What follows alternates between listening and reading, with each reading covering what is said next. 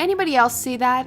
Welcome to Watch Mojo, and today, we're counting down our picks for the top 10 creepiest things found in the background of movie scenes.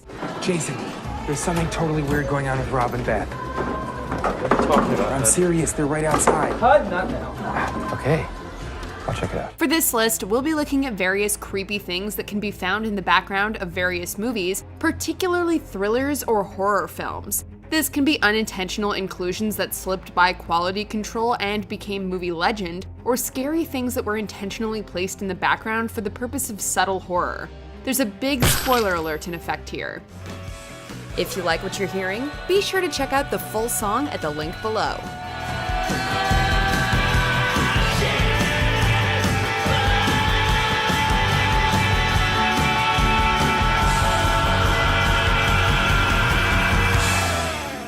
Number 10, Ghost Boy, Insidious. After the Lamberts move into a new home to escape this supernatural activity, Renee spots a little ghost boy through the window dancing to Tiptoe Through the Tulips.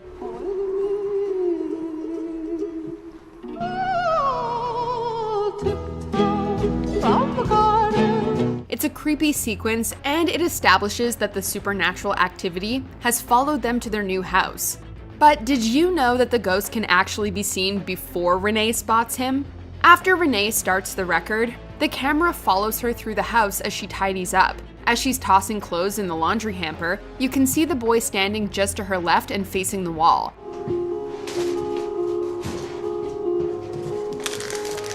Why he was doing that, we have no idea, but it made our hearts freeze, we can tell you that. There's something wrong with this place. I'm not imagining it. I can feel it. It's like a sickness. Ever since we've moved in, everything's just gone wrong. Number 9, Demon in the Picture Frame, Poltergeist. To watch Poltergeist is to discover a world of often disquieting behind-the-scenes insights. This horror franchise has had influence for more than 30 years and can still be felt in pop culture today. One particularly horrific moment in the film occurs in the background in the scene just before the spirits wreak havoc on the house. A group of normal family photos sit behind Jobeth Williams as she innocently blow-dries her hair, but after the clown attacks her son Robbie, a ghost-like face has taken over one of the pictures.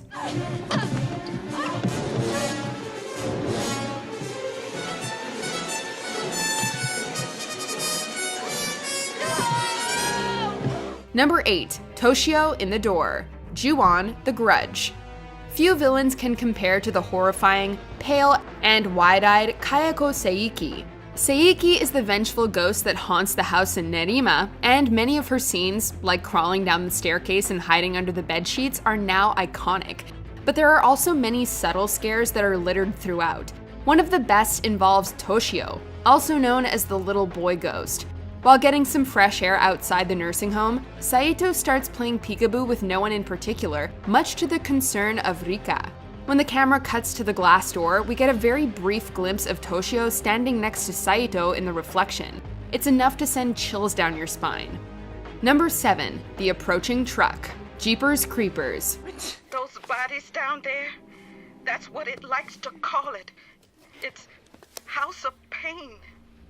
I don't know what the hell you're talking about.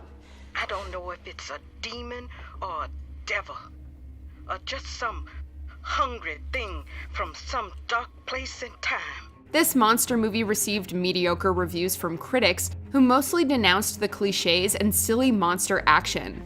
That said, most agreed that the film had a very encouraging start, and that's largely due to the brilliant opening sequence. As Trish and Derry drive home for spring break, they are tormented by an erratic driver in a rusty truck. That alone is scary enough, but what makes the sequence even more unsettling is the subtle way in which the truck approaches the protagonists. I wanted to cry, didn't know you were evil, or that you would hurt me. It begins as an indistinct blur in the background before slowly growing in stature, coming into focus and blaring its horn.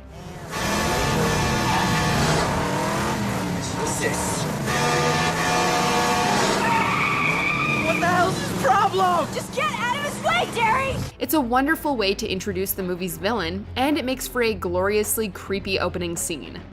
Number 6, The Hanging Munchkin, The Wizard of Oz.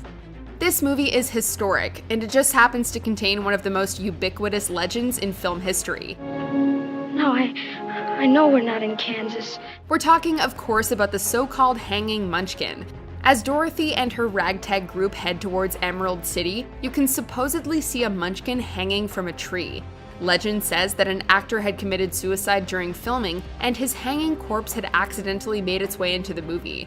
We're off to see the wizard, the wonderful Wizard of Oz. In actuality, the corpse is just a big bird that was borrowed from the Los Angeles Zoo, and allowed to roam the set to give it a more authentic appearance. Regardless of the truth, there's no denying the staying power and inherent creepiness of the suicidal Munchkin legend.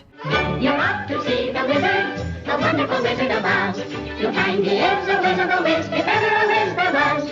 If ever, oh, ever a whiz there was, the Wizard of Oz is one because. Number 5. The Demon's Face, The Exorcist. The Exorcist is widely heralded as the scariest movie of all time, yet it isn't really about the exorcism itself. Carlos Suarez is a very gusto speak to you, Mama. I'm so glad to You look see good. you. I'm all right. How's your How leg? about you, Timmy? You are all right? Fine, Mama. It's more about Father Damien Karras' crisis of faith and the deep feelings of guilt that he harbors regarding his mother's death. In one of Karras' creepy dreams, he tries waving to his deceased mother as she emerges from the subway. Right before Karras runs towards her, the screen very briefly flashes with the ghastly white face of the demon.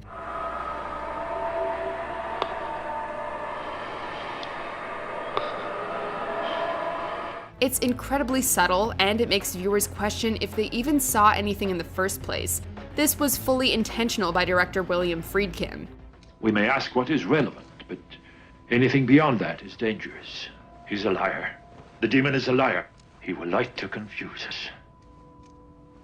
But he will also mix lies with the truth to attack us. Number 4. The Doll, Blue Velvet. Dennis Hopper gives one of the finest performances of his storied career in David Lynch's Blue Velvet. Oh, Mommy. Mommy. Mommy. Mommy loves you. He plays Frank Booth, an extremely violent and unhinged criminal who keeps Dorothy Vallon's family hostage so he can use her as a sex slave. He keeps them confined in the apartment belonging to a criminal associate named Ben. Ben's apartment contains a creepy doll with a white face, black eyes, and women's clothes.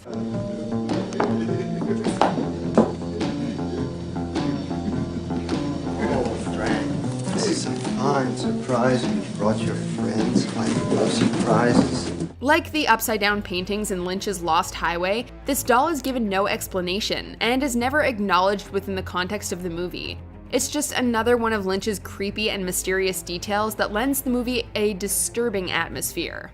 Blue velvet through my tears. Number 3. Annie on the Ceiling, Hereditary. Horror movies have different ways of scaring their audience, and Hereditary uses just about all of them. There are upfront, in-your-face scares, there are grotesque images, and there are scenes requiring audience perception. After Annie inadvertently burns Steve alive and gets possessed, Peter wakes up in the darkened and eerily silent house. As the camera cuts to a long shot of his bedroom, viewers can spot Annie hovering in the corner of the ceiling and staring at Peter.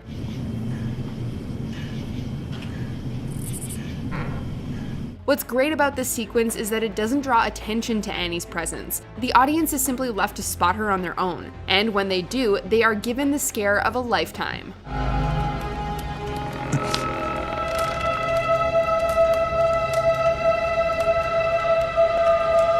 Number 2. The Falling Satellite, Cloverfield. This is the mother of all background details, so subdued and indistinguishable that we wonder how anyone even spotted it at all. The movie ends with old footage of Rob and Beth filming themselves at a carnival. What do you want to say? What do you want to say? Last thing to begin. I had a good day. It seems like a bittersweet ending, reminding viewers of happier times. But there's another reason behind its inclusion. If you look very closely, and we mean very closely, you can see a satellite falling from the sky and crashing into the ocean. Yeah, all right, we're almost out of tape. We got like 3 seconds left. This is a satellite called Chimpanzee 3, and it was included as a reference to the movie's viral marketing campaign. However, others posit that it could be the monster itself arriving from space, the escape pod from the Cloverfield paradox, or even a fragment of the Shepherd.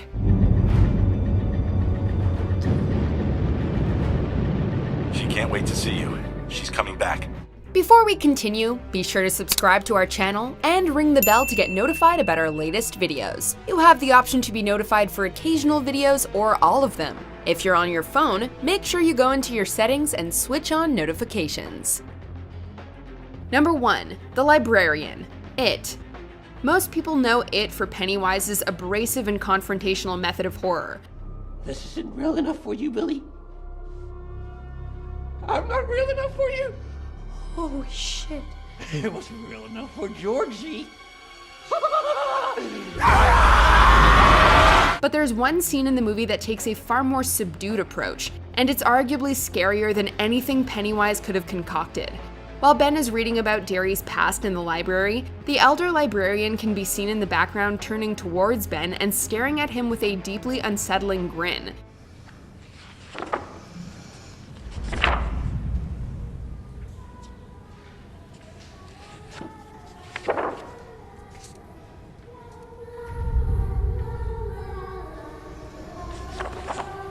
She remains out of focus the whole time, and the movie never highlights her disconcerting behavior. It's an ingenious little detail that shows the evil permeating throughout Derry and proves that no one is ever safe, even when they think they are. Now that's how you do horror.